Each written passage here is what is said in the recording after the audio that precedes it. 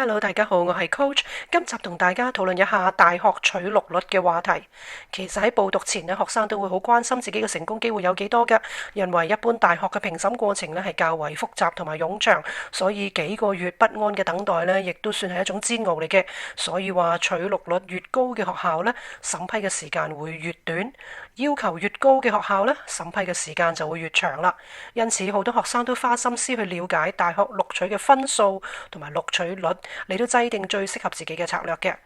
今集嘅內容有加拿大邊一啲課程係最難被取錄嘅呢？同埋美國嘅常春藤大學比較啊，佢哋嘅取錄率係點樣呢？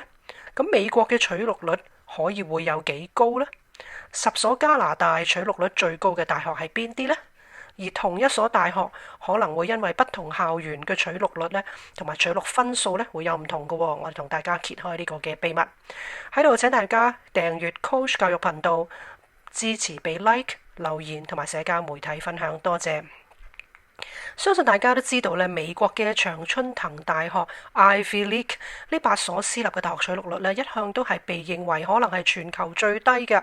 佢哋嘅取錄率咧，全部都係低於10%，而最出名嘅哈佛大學咧，係徘徊喺5%左右，亦都係引發集體嘅訴訟，挑戰收生嘅準則咧，係唔係有種族歧視嘅？由此可以見咧，5%咧可說話係極限嚟嘅，因為競爭太激烈嘅緣故，引發外界好多嘅猜疑同埋挑戰，是非不斷嘅。至於加拿大呢，往往係被人視為一個較低調嘅國家啦。佢嘅大學呢，亦都係唔係全球焦點嘅所在啊。取錄率呢，一向都係保持中庸之道。排名最高嘅大學取錄率呢，約係40至到50%左右，唔會好似美國常春藤大學呢咁多不可觸及嘅感覺。事實上，加拿大排名最高嘅大學咧，係喺世界排名50名以內㗎，亦都係同大部分常春藤嘅大學咧齊名嘅，所以可以話係十分親民同埋貼地，真正嘅物有所值。由此可見咧，加拿大嘅大學整體嘅取錄率咧係更高㗎，不過竟然有一啲課程咧係非常嘅難被取錄喎。我哋今集就睇睇8個最難被取錄嘅加拿大嘅大學課程。第8位係 University of British Columbia 嘅商學學士，取錄率平均成績咧係要達到92%嘅，咁需要通過個人嘅資料啦、啲 admission essay 同埋 profile 咁樣，同埋網上面試進行篩選。2020年5000名報名者咧係角逐740個名額，收生率咧係大概15% 左右。第7名嘅係 McGill University 機械工程，取錄率咧係冇公佈到嘅，但係入學嘅平均成績咧就係計算當地 Grade 12 5科最高嘅成績咧，平均咧都係要達到95% 嘅。第6位係 Western University， 即係 University of Western Ontario， 係嘅商業管理啦。咁進入佢哋嘅 HBA 課程之前呢，必須係完成咗第1同埋第2年嘅本科課程，然後提交一個冗長嘅補充申請，呢啲叫做 supplementary。咁其實都係啲 admission essay 嘅，取錄率呢約係8%。第5位係 Queen's University 嘅商學學士，亦都係需要提交長旬嘅補充申請，取錄率平均成績門檻係87%，取錄率係7%。第4位係 University of Toronto 嘅 Engineering Science 工程學系呢，佢哋9個主修中最搶手嘅一個選修嚟嘅，有一份冗長嘅網上學生檔案要完成啦，而獲取呢個平均成績門檻係需要達到94% 以上嘅。第3位係 Queen's University 嘅 Health Sciences 健康科學，由於佢係一個相對較新設立嘅課程啊，咁佢嘅申請要求相對低，因此吸引咗大量嘅申請人，於是個取錄率呢就大大降低咗啦，係4%。第2位係 University of Waterloo 嘅軟件工程。Waterloo 係一所中型嘅綜合性大學，但係佢嘅工程學院就係全加拿大最大嘅，有要求詳盡嘅補充申請咧，篩選出全面發展嘅學生，入學平均分咧係要超過90。據說咧，如果平均成績係90至95%咧，亦都係只係有10% 嘅錄取機會嘅啫。第1位係 McMaster University 嘅 Health Sciences 健康科學。有簡短但係佔權重好重嘅補充申請，入學平均成績至少需要90%。咁有公佈呢，就係話其實嗰啲人幾乎係即係98啊至到100%嘅嗰個分數係取錄率係4.8%。2020年呢，有5000人角逐240個名額，而喺2021年呢，個錄取率呢係達到3% 嘅啫，因為有7000人競爭240個名額。至於點解錄取率會較哈佛更加低嘅呢？原因就係呢個課程嘅畢業生呢，成功入讀醫科學院呢係出名高嘅，咁所以其實呢，亦都間接影響咗第3位 Queen's University 嘅 Health Science 嘅錄取率啦。咁喺 McMaster University 健康科學課程2020年錄取率4.8% 嚟咁計啦，其實佢2021年嘅錄取率係3% 嘅啫，相對於美國嘅常春藤大學啊，亦都係最低嘅錄取率嚟㗎。如果佢同加拿大其他排名最高級別嘅大學整體入學率相比呢， McMaster University 健康科學課程呢亦都係特別低㗎。錄取率高嘅加拿大大學以本地學生計呢，其實係約55至65% 嘅啫，咁亦都係我所提到嘅中庸之道啦。只係錄取率呢係較為寬鬆一啲，但係並非來者不拒嘅，因為呢啲呢，我哋講緊嘅始終都係公立大學，而唔係學店。但係喺錄取國際學生方面呢，就更加寬鬆啦，係達到呢大概75至85% 嘅，呢啲係講緊最容易收生嘅大學嚟講。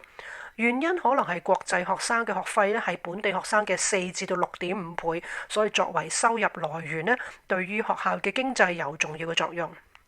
至於北美嘅大學取錄率咧，究竟可以有幾高呢？80%、90%、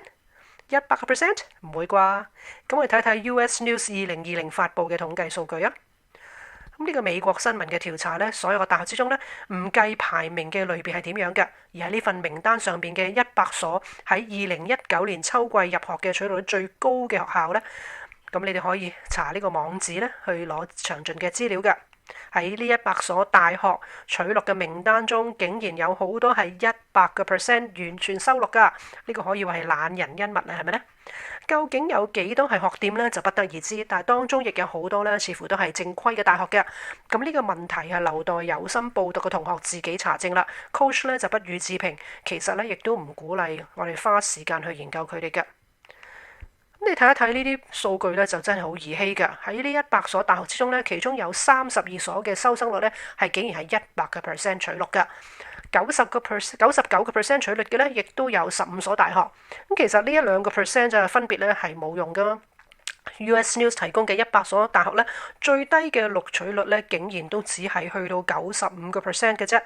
咁即係佢哋全部呢，都可謂係來者不拒㗎。Coach 提供呢個資料係希望申請人唔好懵然不知，收到其中呢啲大學錄取呢，然後就歡天喜地咁樣賠上咗自己嘅青春，同埋俾過百萬嘅資金呢喺呢啲100% 來者不拒學校上邊。咁最壞嘅情況呢，就係申請人自己唔知道呢啲學校收生嘅實情係咁樣㗎，但係僱主呢，往往係最清楚不過嘅。咁究竟大學取錄率話咗俾我哋聽一啲咩嘢呢？其實好大程度咧係一個選擇性同埋供求嘅問題嚟嘅。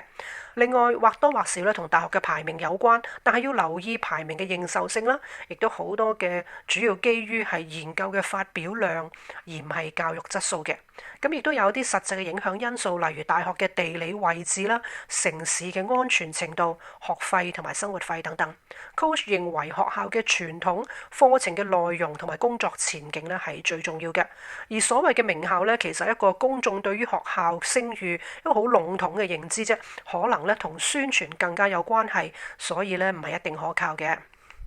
接住落嚟 ，Coach 同大家分享2個有趣，亦都或者有用嘅秘密。錄取率喺同一間大學，但係唔同嘅選修課程咧會有分別嘅，呢個係基本常識啦。但係喺同一間大學，唔同嘅分校，即係話校舍所在唔同嘅地方，相同嘅主修科目嘅取錄率咧，亦都會有分別嘅。例如 UBC Okanagan Campus 嘅總體取錄率，即係包括所有學系、所有主修，係79%。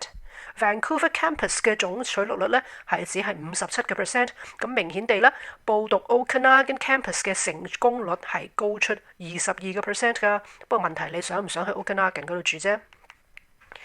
咁喺 University of Toronto 咧，亦都有相同嘅情況嘅。U of T 有3個校舍，部分嘅學科咧係大致相同，或者係只係有少許嘅差別。我哋睇一睇兩個例子啊。主修 psychology 嘅係聖 George Campus 嘅平均分嘅門檻咧係85至到90%，但係另外兩個 campus 嘅 Mississauga 同埋 Scarborough 咧係門檻只係80至到85%左右啫，即係話容易入好多。咁而主修 Computer Science 咧 ，Mississauga 嘅平均分嘅門檻咧係80至到85%，不過另外兩個 campus 聖 George 同埋 Scarborough 咧平均分要90至到95%，即係話係 Mississauga 係容易入好多啦。咁 coach 認為成績雖然係重要嘅，但係人係更加重要，所以最具競爭性嘅大學並唔會單單睇學生嘅成績作為取錄條件嘅，所以往往並非只係取錄最高分數嘅學生，因為有好多大學理想中嘅學生條件呢，並唔係能夠喺學生嘅學業成績度反映晒所有嘅。如果申請者係追求取錄最嚴謹嘅學校，必須做好入學論文，因為佢係一個可以扭轉局勢嘅一個環節。所以 coach 喺之前幾集咧都花咗好多時間細心解說同埋分享咗取勝嘅秘訣。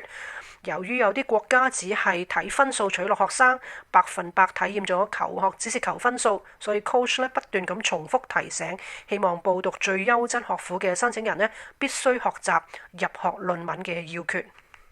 咁可能觀眾會問啦，college 嘅取錄率又係點樣嘅一回事呢？咁因為冇公佈取錄率嘅，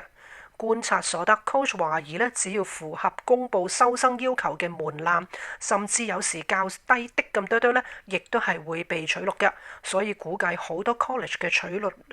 率咧，其實係接近100%都唔頂嘅喎。咁但係英語水平咧就係必須要達到嘅係 IELTS 6左右啦。好多 college 內部公佈嘅分數咧係50至到60%，咁呢個咧 coach 係見過好多 printed documentation 嚟講嘅。咁佢就係比起容易取錄嘅大學咧，係65至75%相比啊，就可謂比容易更加容易啦。要注意2點，申請人必須比較課程內容同埋認受性。第二就係先到先得，所以越係優質嘅課程咧，越係需要找緊時間盡早報名。希望今集幫到大家，喺度請大家訂閱 Coach 教育頻道，請你俾 like 支持同埋社交媒體分享，多謝。